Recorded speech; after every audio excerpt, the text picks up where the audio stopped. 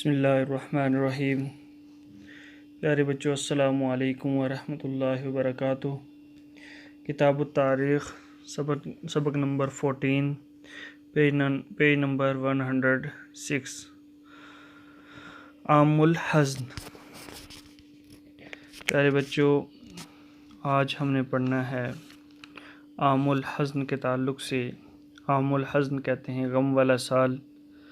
اللہ کے پیارے رسول صلی اللہ تعالیٰ علیہ وسلم کی جب پرورش ہوتی رہی، اللہ کے پیارے رسول صلی اللہ تعالیٰ علیہ وسلم کے والد کا تو حضور ابھی ماں کے شکم کے اندر تھے تو انتقال ہو چکا تھا۔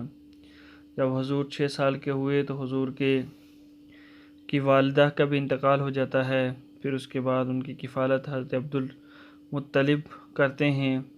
جب حضرت عبدالمطلب کا انتقال ہو جاتا ہے، اس کے بعد ان کی کفالت، ان کی پرورش جو ہیں ان کے چچا ابو طالب کرتے ہیں۔ جب حضرت ابو طالب اللہ کے پیارے رسول صلی اللہ تعالیٰ علیہ وسلم کی کفالت کی ذمہ داریاں نبھا رہے تھے تو ایسے میں کفار قریش نے، اس کے بعد اہل قریش نے جو ہے حضور کے ساتھ کیا کیا برتاؤ کیا، حضرت ابو طالب سے کیا کہا، اسی کے تعلق سے پڑھنا ہے۔ اور اسی سال جب حضور کے چچا ابو طالب کا بھی انتقال ہو جاتا ہے، حضرت ام المومنین حضرت خدیجہ کا بھی انتقال ہو گیا، تو اس وقت اللہ کے نبی صلی اللہ تعالیٰ علیہ وسلم کو مفارقت سے شدید جو ہے صدمہ پہنچا، غم پہنچا، جس کی وجہ سے جو ہے اس سال کا نام عام الحزن رکھا گیا۔ دیکھیے، عبدالمطلب کے انتقال کے بعد ابو طالب نے حضور صلی اللہ تعالیٰ علیہ وسلم کی کفالت کی ذمہ داریاں سنبھال لیں۔ قریش سے آپ کی حفاظت کی، آپ اعلانیہ دعوت اسلام کا پرچم لہراتے رہے۔ قریش مکہ آپ کے اس مشن سے نالاں ہو رہے تھے۔ ایک روز ابو طالب سے کہا کہ اپنے بھتیجے محمد کو ہمارے دین کی توہین کرنے سے روک لو یا پھر اسے ہمارے حوالے کر دو۔ جب حضور کے دادا عبدالمطلب کا انتقال ہو جاتا ہے، کفالت کی ذمہ داریاں اللہ کے پیارے رسول صلی اللہ تعالیٰ علیہ وسلم کے چچا نے جب سنبھالیں تو اس وقت حضور اعلانیہ اسلام کا پرچم لہرا رہے تھے، اسلام کی تبلیغ کر رہے تھے، تو ایک دم جو ہے قریش مکہ جو ہیں اس سے جو ہے بہت ہی جو ہے نالاں ہو رہے تھے، بہت ہی پریشان ہو رہے تھے۔ تو ایک روز کہتے ہیں ابو طالب سے کہ یا تو اپنے بھتیجے کو ہمارے دین کی توہین کرنے سے روک لو یا اس کو ہمارے حوالے کر دو۔ تو ابو طالب نے قریش مکہ کو ان کی اس جرت پر کافی لتاڑ اور محمد کی حمایت کی، یعنی انہیں دھتکار دیا اور محمد رسول اللہ صلی اللہ علیہ وسلم کے اپنے بھتیجے کی حمایت کی۔ چند دنوں کے بعد مشرکین مکہ پھر ابو طالب کے پاس پہنچتے ہیں اور بولے، اے ابو طالب، محمد کو اپنے ارادے سے باز رکھو ورنہ مقابلے کے لیے تیار ہو جاؤ۔ پہلے تو یہ کہا کہ اس کو دین کی توہین کرنے سے روک لو یا اسے ہمارے حوالے کر دو۔ پھر جب حضرت عبدالمطلب نے جو ہے انہیں جو ہے دھتکار دیا اور حضور علیہ السلام کی حمایت فرمائی، تو دوسری مرتبہ پھر آتے ہیں اور آنے کے بعد کہتے ہیں کہ یا تو اپنے بھتیجے کو اپنے ارادے سے باز رکھ لو یا جو ہے اسے جو ہے کہو کہ مقابلے کے لیے تیار ہو جائے۔ اب ایسے میں ابو طالب کو اپنی قوم کی عداوت بھاری پڑی، مگر پھر بھی برادر زادے کی حمایت نہ چھوڑی، پھر بھی بھتیجے کی حمایت نہ چھوڑی، بلکہ کہا، اے برادر زادے، مجھ پر اور اپنی جان پر رحم کھاؤ، مجھ پر میری طاقت سے زیادہ بوجھ مت ڈالو۔ تو رسول اللہ صلی اللہ علیہ وسلم نے فرمایا، چچا جان، قریش مکہ میرے دائیں ہاتھ میں سورج اور بائیں ہاتھ میں چاند بھی لا کر رکھ دیں، تب بھی میں اس وقت تک اس مہم کو نہیں چھوڑوں گا جب تک کہ اللہ تعالیٰ کا یہ دین غالب نہ ہو جائے یا میں ہلاک نہ ہو جاؤں۔ جب اللہ کے پیارے رسول صلی اللہ علیہ وسلم نے یہ کہا، میں اپنے مشن کو ہرگز ترک نہیں کر سکتا، پھر آپ صلی اللہ علیہ وسلم اشک بار آنکھوں سے واپس ہونے لگے۔ جب حضور کی آنکھوں سے آنسو نکل آتے ہیں یہ کہہ کر اور واپس ہونے لگتے ہیں، تو ابو طالب نے آپ کا یہ عزم اور حالت دیکھ کر آواز دی اور کہا، اس وقت حضور صلی اللہ علیہ وسلم کے چچا ابو طالب نے جب ان کا یہ ارادہ دیکھا اور حالت دیکھی تو آواز دی اور کہا، بھتیجے جاؤ، جو اچھا سمجھو کہو، خدا کی قسم میں کبھی تجھے کسی اور کے سپرد نہیں کروں گا۔ پھر جب حج کا موسم آیا تو کفار و مشرکین حجاج کے راستوں میں بیٹھ گئے، رسول اللہ صلی اللہ علیہ وسلم سے دور رہنے کی ترغیب دیتے رہے۔ لیکن ان کے اس فعل کا اثر برعکس ہوا، اس سے آپ کا چرچا دور دراز پھیل گیا۔ اب وہ تو حضور سے دوری کے لیے ترغیب دے رہے تھے، مگر جو ہے جب انہوں نے یہ عمل کیا تو اس کے برعکس ہوا کہ حضور کا چرچا دور دور تک پھیل گیا، اور جو اجتناب کے بجائے لوگ آپ کے دیدار کے لیے بے چین ہو گئے، آپ کو دیکھنے کے لیے بے چین ہو گئے۔ معاملہ برعکس دیکھ کر مشرکین نے بے چینی پھیل گئی اور مسلمانوں پر سخت ظلم و ستم کرنے لگے۔ تو رسول اللہ صلی اللہ تعالی وسلم نے کفار کے یہ مظالم دیکھ کر مسلمانوں کو حبشہ کی طرف ہجرت کی اجازت دے دی۔ اجازت ملتے ہی 10 مرد اور 4 عورتوں کا قافلہ حبشہ کی طرف روانہ ہو گیا۔ یہ 590 تھی۔ 590 میں پہلی جو ہے ہجرت ہوئی۔ مہاجرین کو وہاں کے بادشاہ عدل نجاشی نے پناہ دے دی۔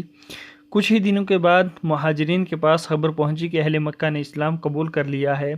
یہ سن کر 3 ماہ کے بعد وہ حبشہ سے مکہ واپس چلے آئے، مگر یہ خبر جھوٹ ثابت ہوئی۔ قریش کو مزید عذاب میں یہ لوگ آ گھرے۔ اللہ کے رسول صلی اللہ علیہ وسلم نے دوبارہ ان حضرات کو حبشہ کی طرف ہجرت کا حکم دیا تو دوسری مرتبہ حبشہ کی جانب ہجرت کرنے والا یہ قافلہ 83 مرد اور 18 عورتوں پر مشتمل تھا۔ اب قریش کو یہ تمام حیلے ناکام نظر آنے لگے۔ لاچار ہو کر بنو ہاشم اور بنو مطلب کے خلاف محض آرائی کا فیصلہ کیا اور ایک ریزولویشن پاس کر کے ایک فیصلہ جو ہے پنچایت بیٹھ کر کے پاس کیا کہ خانہ کعبہ پر ایوازاں کر دیا، لگا دیا، چپکا دیا۔ پس اس کے بعد پیغمبر اسلام ان کے جان نثار ساتھی کا شعب ابو طالب کا محاصرہ کر دیا، جہاں سوائے درختوں کے پتے کے کوئی ساز و سامان کھانے پینے کا نہ تھا۔ 3 سال تک اس حال میں گزر بسر کیا۔ پھر خفیہ طور پر کبھی کبھی کچھ کھانے کو ان حضرات تک پہنچ جاتا تھا۔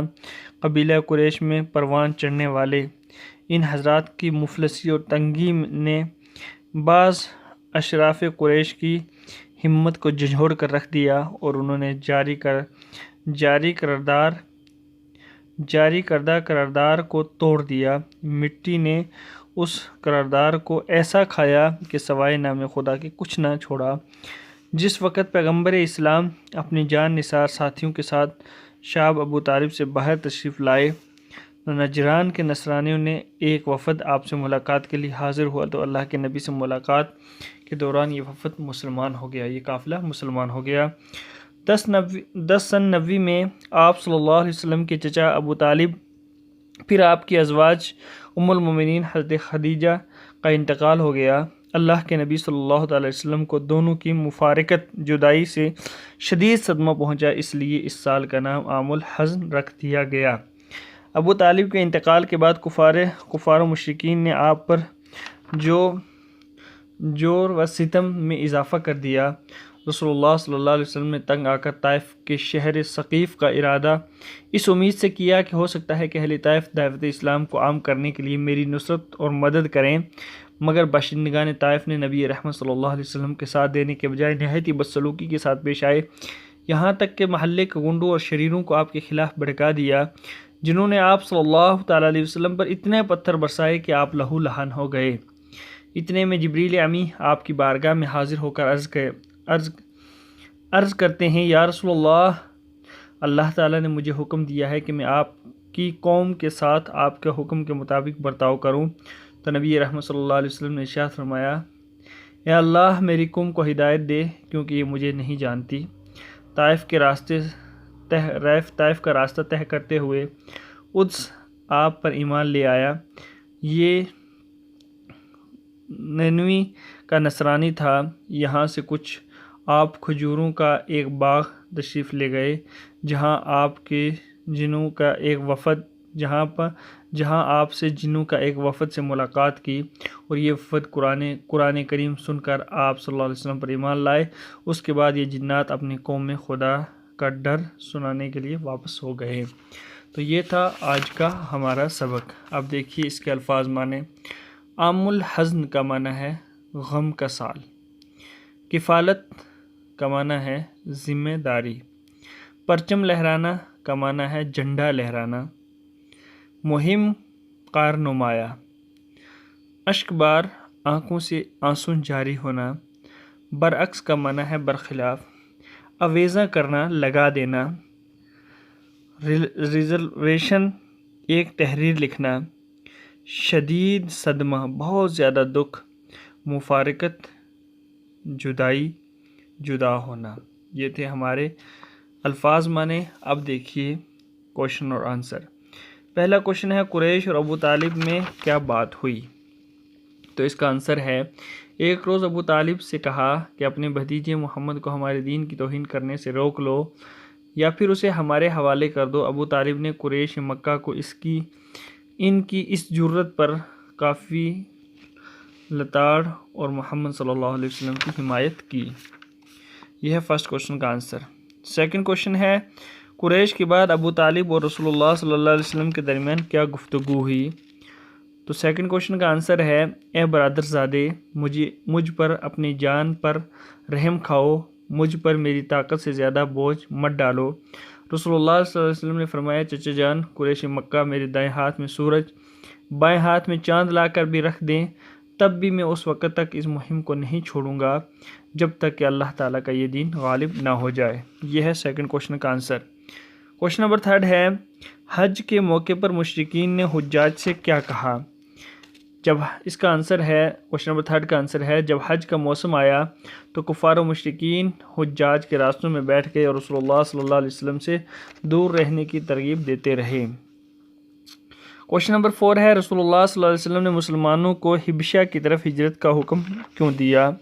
تو کوشچن نمبر 4 کا آنسر ہے مسلمانوں پر سخت ظلم و ستم کرنے لگے تو رسول اللہ صلی اللہ علیہ وسلم نے کفار کی مظالم دے کر مسلمانوں کو حبشہ کی طرف ہجرت کی اجازت دے دی۔ کوشچن نمبر 5 ہے دوسری مرتبہ حبشہ کی جانب ہجرت کرنے والے قافلے میں کتنے افراد شامل تھے؟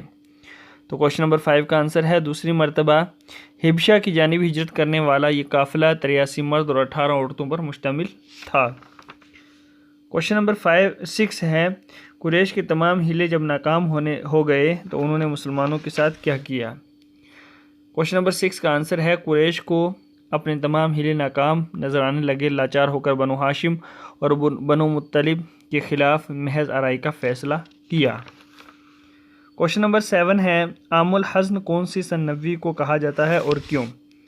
کوشچن نمبر 7 کا آنسر ہے 10 سن نبوی میں آپ صلی اللہ علیہ وسلم کے چچا ابو طالب اور پھر آپ کی ازواج کی زوج ام المؤمنین حضرت خدیجہ کا انتقال ہو گیا۔ اللہ کے نبی کو دونوں کی مفارقت سے شدید صدمہ پہنچا، اس لیے اس سال کا نام عام الحزن رکھا گیا۔ کوشچن نمبر 8 ہے اہل طائف نے حضور سے کیا برتاؤ کیا؟ کوشچن نمبر 8 کا آنسر ہے باشندگان طائف نے نبی رحمت صلی اللہ تعالی علیہ وسلم کا ساتھ دینے کے بجائے نہایت ہی بدسلوکی سے پیش آئے، یہاں تک کہ محلے کے غنڈوں اور شریروں کو آپ کے خلاف بھڑکا دیا، جنہوں نے آپ صلی اللہ علیہ وسلم پر اتنے پتھر برسائے کہ آپ لہو لہان ہو گئے۔ یہ تھا آج کا ہمارا سبق۔